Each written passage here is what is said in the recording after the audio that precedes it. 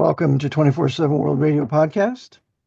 Again, welcome to 24/7 Radio Podcast on this beautiful Tuesday, April the 8th, 2025. And we have with us today our most notable guest, double board certified nutritionist, Dr. Jeff Sullender, with his many years of experience and knowledge. And so, Dr. Jeff, I just want to welcome you again to the broadcast. Well, thank you, Brother Eric. It's a pleasure to be here again. Mhm. All righty, what do you have for us today, my brother? Well, there's always so many things to pick from, but I thought we might talk about sleep and sleep in conjunction with repairing our bodies, Sounds intriguing and most necessary. because we all depend upon it. And one of the most common problems that people take over-the-counter pills or prescription pills for are sleep problems. Is that So right? we should talk a lot about the basics, the foundation, what people can do on their own to improve their sleep patterns, because that's where we pretty much do our repair. Perfect sense. We should think about whenever we get up in the morning, the body just went into repair, and we wouldn't last long if we didn't sleep.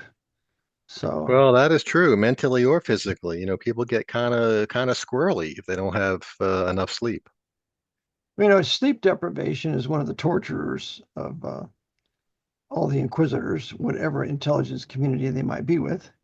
So, it's a very effective means of torture and to get out of the victim what they want. So, indeed, sleep is something that we really, really need. That's true. And one of the things, and we can talk about different levels of interventions people can consider as we talk about sleep and repair, but there's some basic things that are kind of obvious. And it gets a little bit more involved with circadian patterns, but nothing here is difficult. It's just a matter of being aware of it and beginning to apply it on a regular basis. And most of it's not even doesn't even cost anything. Yeah. That makes perfect sense to me. I try to be in bed between 9:30 and 10 every night because at 10 o'clock I turn off. And so so it's 71 here now. The big baby's got to go to sleep at 10 o'clock. There's no party animal left over anymore. Yeah, but that's actually the perfect time. I mean, one of the things I had in my notes here to share is the most restorative sleep that we can get in a day is the sleep prior to midnight. Right. If we say that people need 8 hours sleep, which is an average, but if we say that, it's a different quality of sleep if you're talking about 1 a.m. to 9 a.m. than if you're talking about 9 o'clock to 5 o'clock. Very different because of the circadian pattern, the light and dark cycles, and so forth. So if you're working with that pattern, you're going to have more restorative sleep. If you're not, you're going to have less repair. That makes perfect sense. I remember years ago, my naturopath told me for every hour before 12 o'clock is like 2 hours after 12. Does that? Yes, I've heard that too. Yes. So, and I think that's a good rule to go by, because it's not the same thing to get again 8 hours from, let's say, 2 a.m. until you know 10 a.m. It's not the same. And people know that. I mean, people have felt that, but we always try to make excuses for our choices. That's true. And if we would just be sensitive to how we feel and listen to what our nervous system is telling us as far as pain or soothing or whatever it is, we'd be a whole lot better off.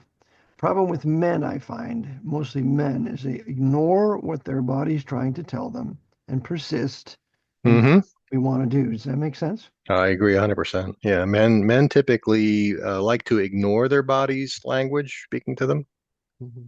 Hey, yeah, I heard it said years ago in a conference, that men suffer from only two diseases: vertical disease, where they're walking around, but they have headaches and palpitations and high blood pressure and liver problems, and then horizontal disease when they can't get out of bed. Yeah.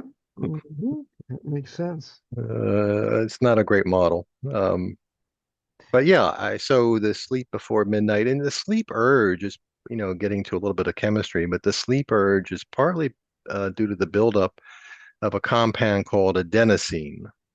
Adenosine. Adenosine, yes, Adenosine. Adenosine has different versions of it. Most people, if they have biology, can recall biology from high school, remember ATP, which is adenosine triphosphate, which is the molecule that actually runs our cells and our energy. But as we run out of steam during the day, this molecule of adenosine builds up and builds up, and that tells us we need sleep. See, how brilliant for the Lord to make us thus.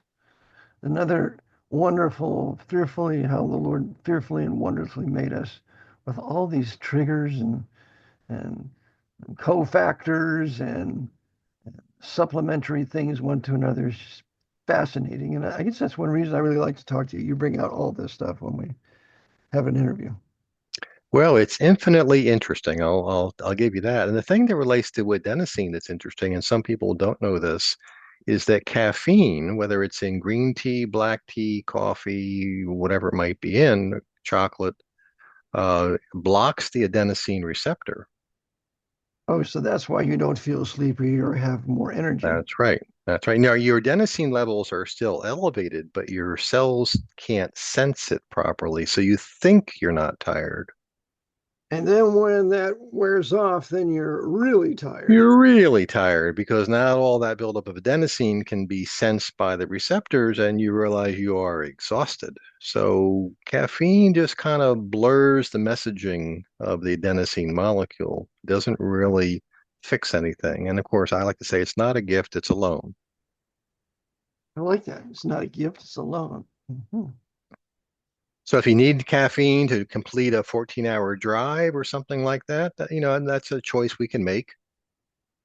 There are situations where that might be appropriate. Taking care of a loved one under extraordinary conditions might be another one. But we have to realize that, in like in physics, what goes up must come down, That's right. and the same in biology. Mhm. Very, very true. And holding to principles. So it seems like everything is rules and principles. And if we obey those rules and principles that guide the functioning of our bodies, we'll do fine. But if we disobey them and try to substitute something or make something not work in exchange for something else, then we have a problem. Oh, 100%. And the statement that I came up with years ago in just observing that very thing was there's great freedom in following these rules. There's terrible bondage to chronic illness if we try to break the rules. Oh, isn't that the truth? Isn't that And interesting? it's the same spiritual truth too. If we break spiritual rules, if we break biblical rules, we have a price to pay. And if we break the rules of our temporal bodies, there's a price to pay too. And Right. We just have to know what they are because many of these things have been totally obscured by pop culture and what I call TV medicine, medical guidelines, which are usually always backwards from what you need to Mhm. follow. But it's very hard for people to find this. Our great grandparents had this. Maybe they didn't know the underlying reasons, but they followed it. Well, they were getting up at a decent time in the morning and going to bed about 9:30 at night at the latest. Right. I can remember when I used to spend 2 weeks with my grandparents Callahan in Sacramento. We were going to bed at 8:30 or 9, everybody. But we were Hmm. getting up at 5:30. Well, So, I guess I never lived on a farm, but I imagine if you have to get up at 5 o'clock and go out and milk the cows, I suspect the cows' needs are not negotiable. They have to be attended to at the right time. right. That's right. And Mhm. you can say, I'm going to sleep in late today, but I don't think the cows are going to adjust their their biology to compensate. That's right. Their need to be milked, right? Mhm. Yeah, we're very good at confusing and fooling ourselves.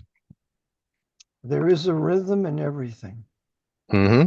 and we simply need to abide by it. And that's where we trust people like you that you have a specialty in helping us with those rhythms, that if we do that, we'll have long lives and die suddenly rather than shorter lives and wane and die. Hmm. Exactly. Exactly. Sometimes called squaring the curve. You're fine, fine, fine. Then you keel over one day and that's it. Which is No chronic 20 years of I don't know right, where I am and who I am right, and right, in the bedpan and you name it. And right. none of that stuff. Amen. Exactly. So these are basic principles. They're very important to know. Now let's talk about a couple of other things. And let me preface it by starting with here the simplest, and then getting to a little more involved things with our modern world. But the simplest things that most people, if they have any farming, all ancestry will know, you need warm feet and a cool head to Warm sleep. feet and a cool. Warm feet and a cool head. Ever try to fall asleep when your feet are freezing cold? Can't do it. It's very difficult to do. I feel like if my feet are cold, I'm cold. Right, Everything's right, cold. right. So you need warm feet. That could be socks if you're living in a cold climate in the wintertime. You might need something on your feet to warm them up, but you need a cool head. Wow. So And that's that why we sleep. facilitates because part of falling asleep is our body temperature has to drop by a degree. Oh, part of falling asleep is our body temperature has to drop a degree. So that's why older generations were sleeping in a cool bedroom. Yes, exactly. So they weren't turning the heat up. I remember Exactly. my mother would not allow 1 degree above 60. Ooh, okay. That's a cool bedroom. And you will sleep there, and that's the way it's going to be.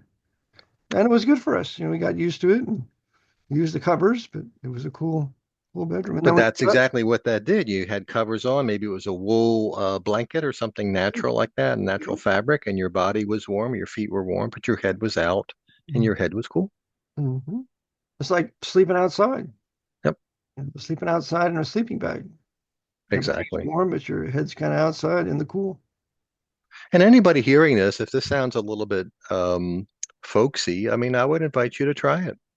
You can do an experiment on yourself and, stick your feet in something cold or get your feet very cold and try to sleep. It's just hard.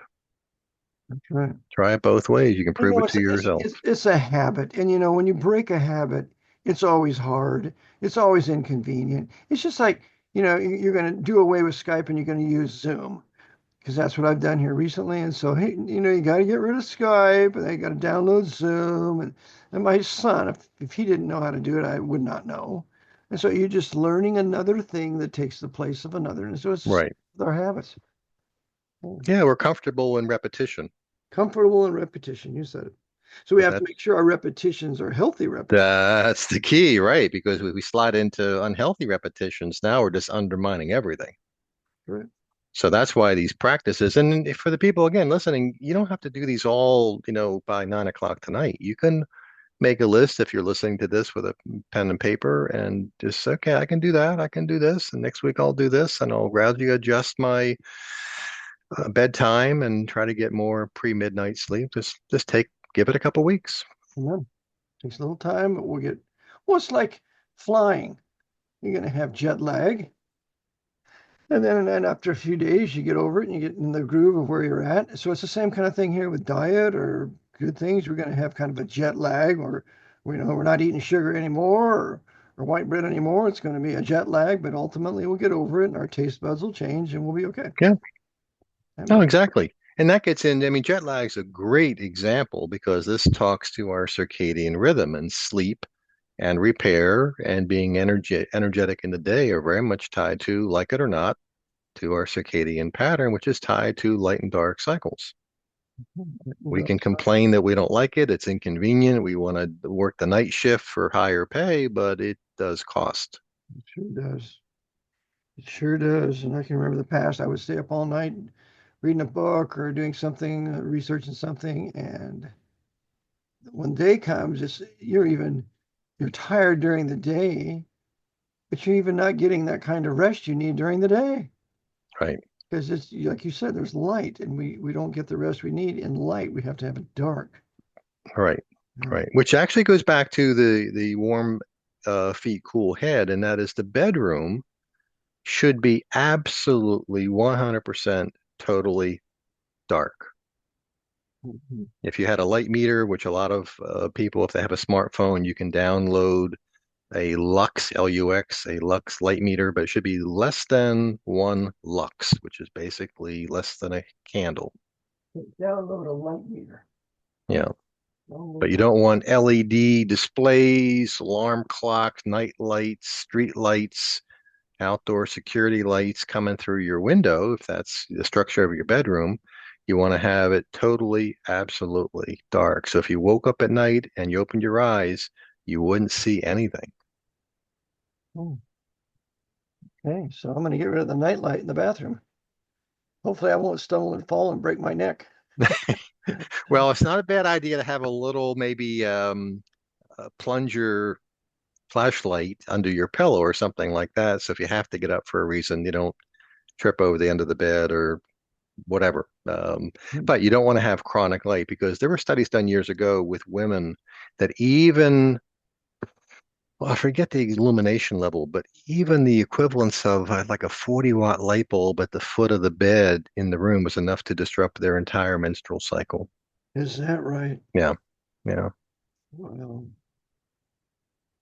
And again, oh, remember, it's not just about the light coming into our eyes. They've learned since 2017 that we have photoreceptors, non-visual photoreceptors in our skin all over our body. And even if our eyes were closed or even if you were blind, your skin could, through these particular opsons, know what time of day it is roughly. There are receptors for blue light and there are receptors for red light. So our skin is also picking up on these signals, not just through our eyes. yeah, that makes perfect sense. The skin being light receptors. That's why we feel good if we're outside working in the day and, Hmm. garden And your work. body through those receptors can tell because if you looked at a time lapse of a day, and there are videos online and there are still pictures that have been done that the light we have outside in the morning hours is more reddish, more pinkish. We've talked about that a couple times. And that's the red infrared spectrum. And the same thing at sunset. We have all the warm orangey pink colors. The bluest part of the day is midday. And again, these opsins, there's neuropsin and melanopsin, they all have different names, are able to sense and pick up and be triggered by the light, by the frequency of the light. So I would imagine these light shows that these young people go to with their rave parties must do an absolute hatchet job on their system. Oh, I would think so. I mean, if you want to scramble and confuse your body, that's probably a great way to do it. Like, you I mean, just confuse the heck out of what signals your body's getting and then wonder why you feel terrible. Mhm. But a lot of people do it unknowingly. They often people use their phone as their alarm clock, Mhm. and they may reach over at night to get an emergency call or some call or even a wrong number, and they get a flash of blue light at 10:30 into their eyes, and they just totally blew their circadian pattern. Well, I turn mine off and it's in another room, and I'm not going to be disturbed by it.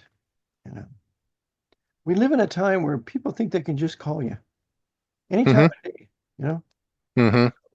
rather than get on their case about it, just turn the phone off. Hmm. And they're going to see that, he doesn't answer his phone after 9 o'clock, and I don't. Right. So, Yeah, I do the same thing. But it's all just part of kind of carving out and constructing a healthy set of patterns and habits mhm. that work with us and support our physiology so the body can do what it needs to do. Because again, this whole light thing is becoming more and more clearly and evidentially a problem. And that's why we talk about how do we function in the evening? If bedtime were, let's say, 10 p.m., how do we prepare ourselves with the light, the ambient light in our living space? Yeah. Because if we have blue light, whether it's from a TV or whether it's from LED lighting in our ceiling or the lamps, that blue light says it's noon. Blue light says it's noon. See,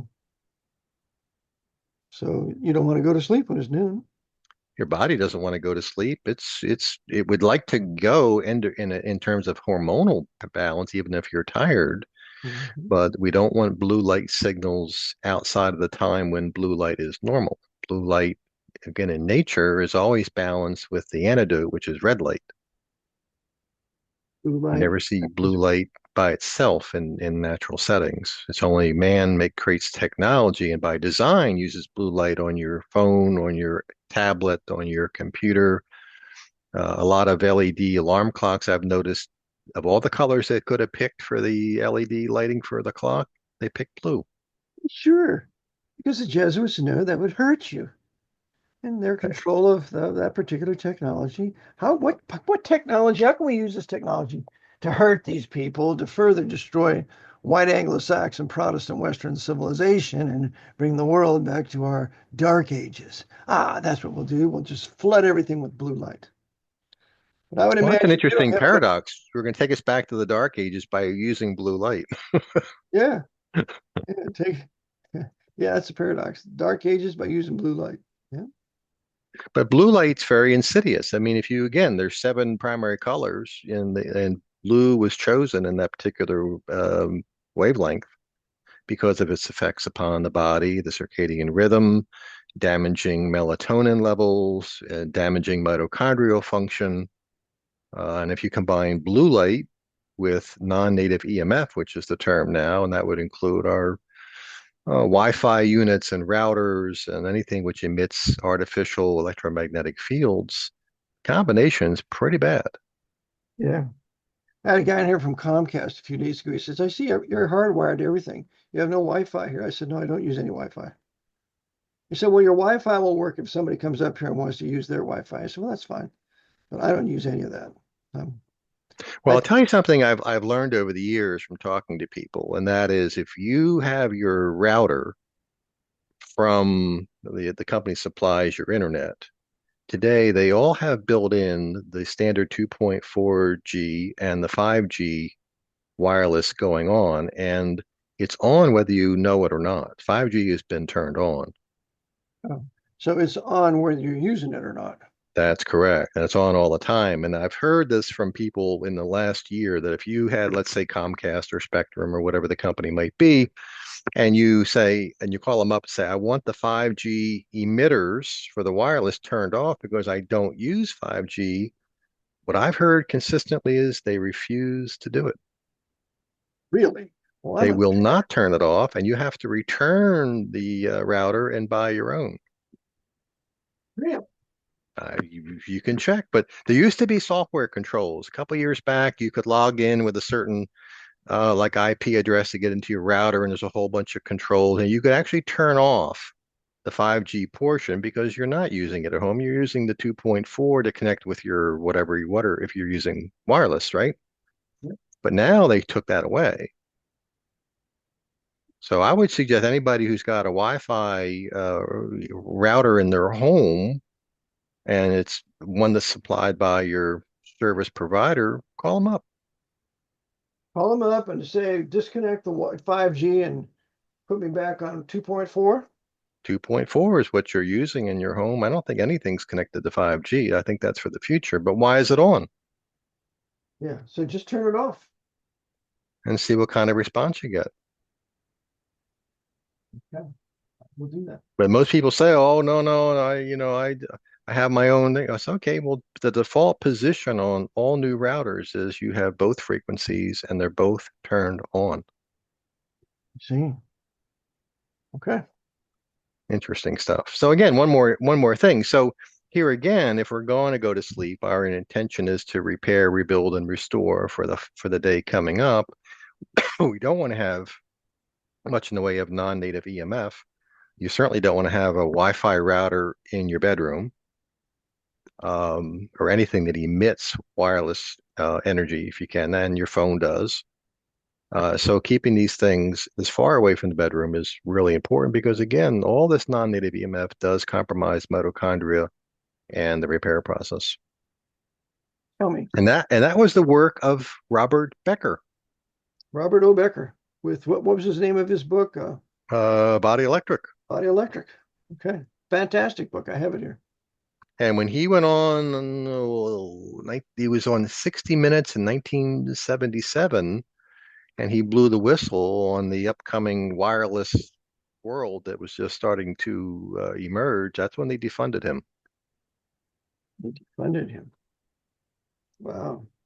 Yeah, he was one of the first canceled scientists from that because he was doing work on bone regeneration, Mhm. and he was at the VA in New York somewhere doing all that research. He was funded by Pentagon and DARPA and all those people, but once he started talking about the downside to it, they pulled the funding.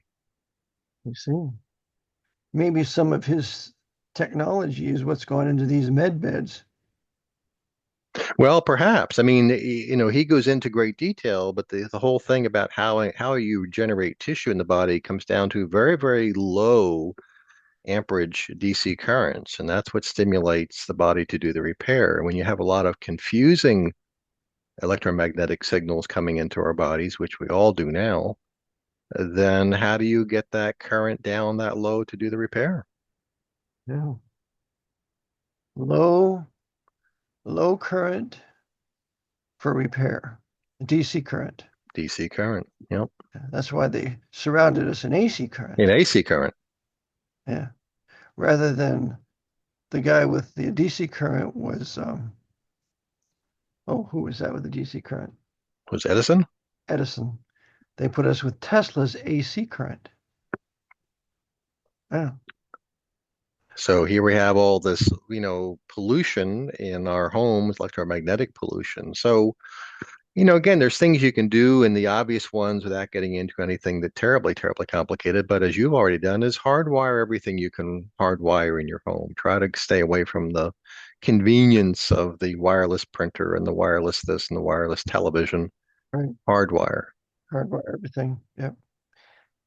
On another topic yet related, we want to keep our mitochondria strong, right?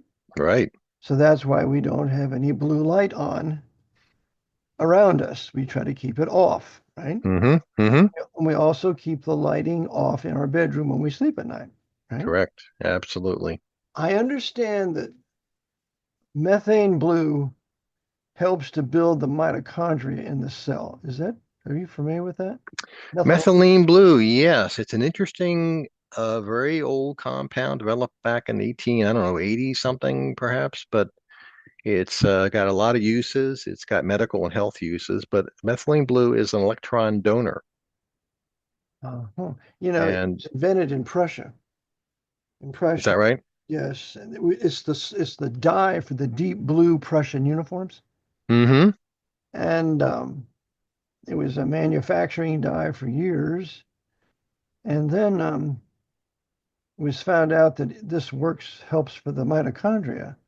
So methylene blue has been a suppressed alternative therapy until recently, and now you can order methylene blue in dropper bottles and use it every Yes. day. Hmm. Yeah. But you have to know what you're doing. Like anything, people get a little bit overly exuberant and they go out and don't read about how much to start with and any contraindications. But methylene blue is an electron donor. As you and I have talked before, mitochondria basically function by moving electrons through their structure.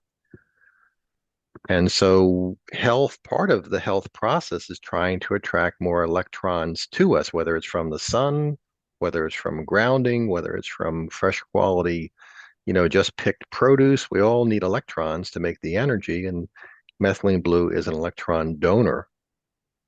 And I would Most think that things. would contribute to alkalinity rather than acidity because acidity is low electrons and alkalinity is a high electron circulation. Would you agree with that? Yeah, acidity would be high proton content. High proton. Right. The proton is what, let's say you're looking at hydrochloric acid, the proton is what makes it acid. Oh, yes, yes, that's the positive. And that's the positive, And the right? electron is the negative. Right.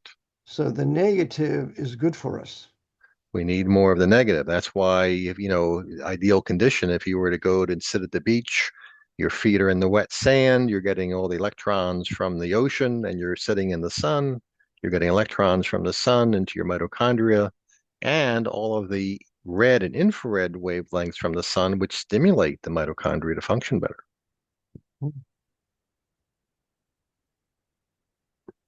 Now, interestingly enough, most of the melatonin, people think about melatonin for sleep, which is important, but most of the melatonin in our body is not made in our brain.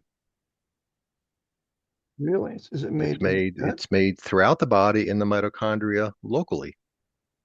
I see. Made throughout the body in the mitochondria locally. So you have to have healthy mitochondria. So There's no way around it.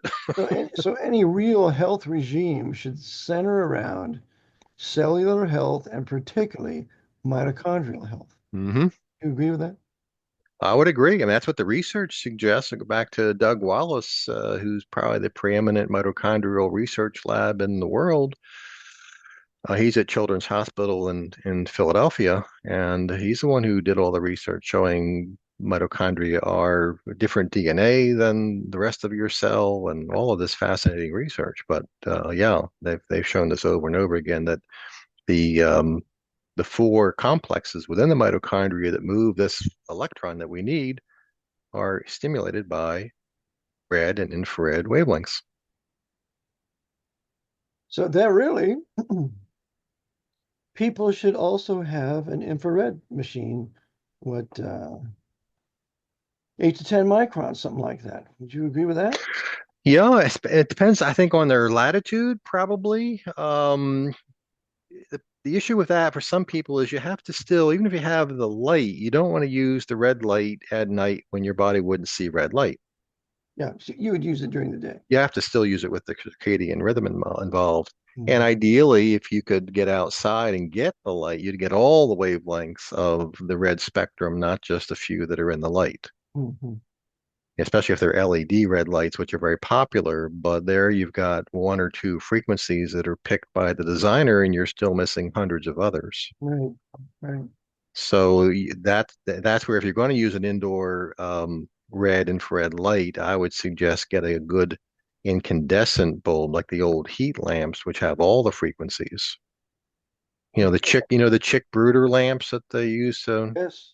keep To, chicks to, warm. to hatch the chicks out. Yeah, that's an infrared red light, Infrared red light. Okay. and they and What that'll was and the that'll provide more and better light than an LED. mhm. What was the name of that bulb you mentioned? Incandescent? Incandescent, yeah. So the incandescent is a better light bulb than a LED. Yeah. And if anybody wants to look at this, just go online with your favorite search engine and type in um, light spectrum LED lamp, light spectrum sunlight. And you'll see under the charts and so forth where they've actually mapped out the color spectrum that is emitted from LED lighting versus fluorescent lighting versus sunshine versus incandescent bulbs. So It's amazing. is that why they took the incandescent bulbs off the market? You can't buy an incandescent bulb anymore, to my knowledge. Yeah, the cover story was they were inefficient, energy inefficiency, Hey, which was the heat, which is the infrared. I mean, infrared is heat. mhm. So the most of the spectrum output of the incandescent bulb, that's why you'd burn your fingers if you tried to take the bulb out if it's been on for a while, because that's the heat, that's the infrared. I see. And the LED bulbs, you can take them out when they've been on because they don't have any infrared. It's all been shuttled into the blue frequency, which is the most damaging portion. Mhm. So if you want to really mess up your mitochondria and your circadian pattern and your whole hormonal system, just put some very blue LED lights in your home and see how that works for you. I You'll like, have more I like, problems than you can count. I like how you said that. See how that works for you as you're struggling to survive. Yeah. And you'll have lots of pill bottles by your table for the aches and the pains and the visual problems and the headaches and the poor sleep and all these things that are going to come out of that. And you won't tie it back to your lighting is sabotaging your body. That's just huge. That's huge. Huge. So everything we just talked about is basically a non-cost behavior, Non-cost. right? So I we mean, should be maybe able you to. have to buy a cable for your printer to wire it if it's wireless, but I mean, these are not big investments to It's do. 20 bucks. Yeah, Yeah. I just got one for my son. I said, "You're hardwiring this. You're not going to have this stupid what is it? AI, stupid what do they call it, Jeff? What is it called again? What the wireless portion? Wireless. Yeah. Yeah. Yeah. We're not going to have wireless. His because copier was going offline because it was wireless, and he had Mm. to get reset. I said, "Okay, that's it. Going down to Staples. I'm getting a cable for you, and we're going to hook that up. You're never going to have it again." I think another thing we got to start doing is we got to start taking the initiative to solve our problems. When you I see agree. a problem, take the initiative and deal with it right now. And so it's not lingering. Otherwise, we have a tendency to procrastinate. Well, we do, and it's confusing because again, finding this information in one place, one location is not that easy. It's spread all over the place. It's obscured by a lot of confusing and contradictory information for sure. So a lot of people are not going to spend 10, 15, 20 hours trying to dog this down, especially if they don't know it's that important to do. Mhm. No, because they're exhausted. They're exhausted Right. from working all day or whatever else they have, what other stresses on them. So all they can do is eat, talk a little bit, watch the TV, and go to bed. And nothing more of any change in the lifestyle happens, no learning of anything. So yeah, that makes perfect sense. And one of the worst behaviors and habits, and many Americans are guilty, is to watch television in the hours before bed. Mm-hmm. Yeah, Not that, I mean, we're not even talking about content. We're talking about light frequency, flicker rate, blue light coming out of that screen. right. That's exactly right.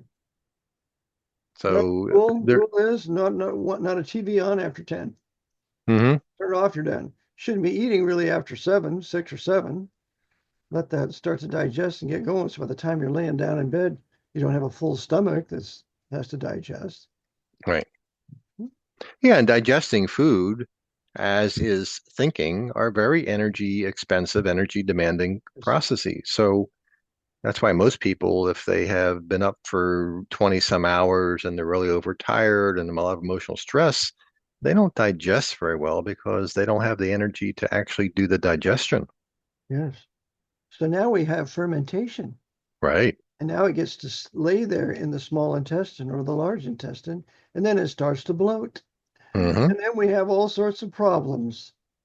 Yeah.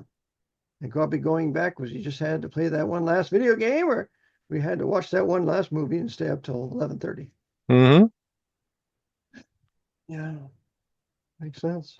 All the things that we think are important, and I think in large sense in our culture, it's we've been conditioned to think that way. Yes, We don't have to, but we think it's our choice to stay up extra late and watch the movie, which has no positive impact in our life. And who cares what who the villain is or the good guy is? You can watch the rest of it tomorrow. that's right. That's exactly But right. we do it because we have a perception that's been kind of conditioned into us that we have to do it or have to see the end or Right. whatever else. That's exactly right. Amen. Just a matter of living consciously or living unconsciously, Whether thinking or not thinking, thinking or not. Exactly. I mean, some people are wide awake, but they're not conscious. right? And being conscious enough to make your own decisions. Yeah, Right. that's a revelation that we need to dwell on a little bit because most decisions are made for us and we just follow along. Hmm. It's time to eat. I think that phrase, it's time to eat, is one of the biggest abominations. Giving time to eat. It's If you time say to it eat. over and over 3 or 4 times, it sounds silly. Yeah, it does. Yeah. It's like dog food. That's another silly term. Dog food. Yeah, instead of raw meat or something like that. We just say dog food. Yeah. Well, okay. Well, brother, have you reached all your high points or there's some more we need to touch on? No, I think if people listening can begin to apply some of these things, I think there's enough here that you can really make a difference. I mean, substantially make a difference. It may take, depending upon how many of these things you're in violation of, may take 2, 3 months to actually see a change, but you'll see a shift. Mm. Takes a Give your little while. body, Sure. give your body time. It's again, it's almost like going through jet lag.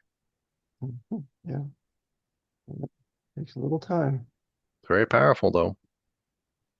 One more thing about sleep. If you are consciously upset about something, can't sleep. I remember I was in Israel many years ago and I was thinking about moving there. And my wife was pregnant with Jordan. And I had no sleep for 2 weeks. Mm, And when I decided that I'm not moving here, I'm staying in the US and Pennsylvania, then I could go to sleep. hmm So there was something inordinately wrong in that thinking that I had to change before I could sleep. So the listener needs to know there might be some thought process that's depriving them of sleep. And they need to be very analytical about that and searching. And am I thinking about something or anticipating something or edge about something that's causing me lack of sleep? So that, Well, I think that's an excellent point. We have to be a little bit protective of that time, hour or two before sleep, because that's what sets us up to have good sleep or poor sleep. So we don't want to have an intense political argument or some issue and then expect that we're going to go to sleep and turn off our minds like we turn off the light. yeah, no, it's not happening. Doesn't happen. Everybody who tries that, no, it doesn't work. I think I've experienced that once or twice now, brother. Yeah, I know I have. Okay, so if you want to give us a summation, we'll go ahead and then give your contact info and finish up. Sure, we talked about a number of things, simple to more complicated, basic things like warm feet, cool head, dark bedroom, no LED clocks, lights, night lights in the bedroom at night so you get total darkness. And we talked about how caffeine works by blocking the adenosine receptor, so you think you have energy when all you're doing is not sensing your body's fatigue.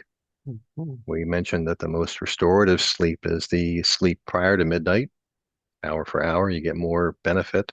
And then we talked about making sure that the bedroom environment is as free as we can do it with regard to non-native EMF, routers, Wi-Fi, cell phones, alarm clocks. Um, we want to have all that as far away as we can so that our bodies can actually do the repair work while we're sleeping. Yeah. All right. Well, Dr. Jeff Sullender, thanks so much for being with us today on this beautiful Tuesday, April the 8th, 2025. Thank you for this topic of sleep and how light affects it for good or for bad. And do you have contact info that the listeners can get in touch with you? Yeah, best way to reach me is by email, and that'd be very simply info at Center for Nutrition, one word, centerfornutrition.net. Very good. Okay. And concluding this broadcast, all these broadcasts from 24/7 World Radio with the intent that people would truly repent, believe the gospel that Christ died for our sins, was buried, and rose again. And upon believing that gospel, accepting that offer of contract, the Lord will save you, forgive you your sins, give you eternal life, and dwell with him forever in heaven. And so that's what we want. Your most valuable possession is your soul anyway. And your soul has to work through this physical body, which we give a little advice here just previously on how to use it a little bit. So, but your most important asset is your soul. And so my question is to you, my friend, are you saved as the Lord saved you and your soul is safe? Because that's your most important destiny of all. So until we meet again, may the Lord bless you as you do his will according to his word. The AB 1611 Reformation English Bible. You can donate here at Cash App to my Cash App at #, Eric John Phelps, ERICJOHNPHELPS, or you can give to rbpbdonate at comcast.net, or you can send a check to RBT, P.O. Box 306, Newmanstown, Pennsylvania 17073.